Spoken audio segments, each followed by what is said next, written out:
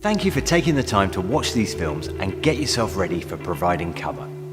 If you don't feel comfortable with the idea of driving a different vehicle to perform these duties, please speak to a planner so you can either be excluded or offered on-road training. If your vehicle is fitted with front or rear parking sensors or cameras, be sure to check for dirt, as this can impact their performance and accuracy.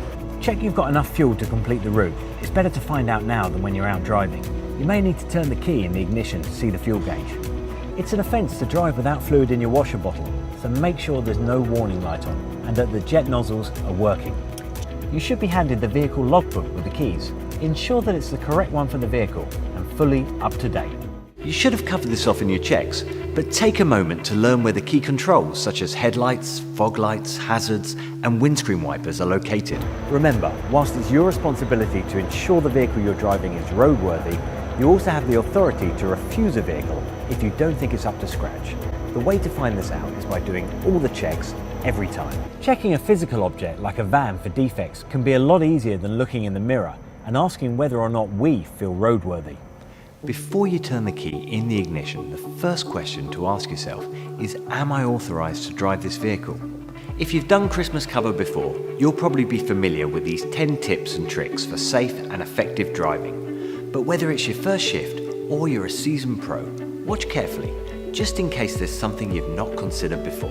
Most vans won't have a rear view mirror because there are no back windows to see through, so take extra care when reversing, reduce your speed and spend more time looking in your wing mirrors. Tyre condition has a massive impact on your ability to control the vehicle and stop quickly should you need to. When you're constantly stopping and starting, it's easy to become complacent, but your vehicle rolling away is a massive risk. Remember the acronym HIT to avoid this happening. Handbrake on, in gear, turn the wheels. If you do these 3 things every time you leave the vehicle, it'll quickly become a habit. Just remember to put it in neutral when you start the engine. It's easy to get caught up in thinking about the job you're doing, the next delivery, and soon begin to feel under pressure. Mistakes happen most often when people rush or don't concentrate properly. So remember to focus only on your driving until you're parked up, then think about everything else. As a qualified driver, you should be familiar with the highway code and always make sure you're driving in accordance with it. Finally, thank you for stepping up to help out this year.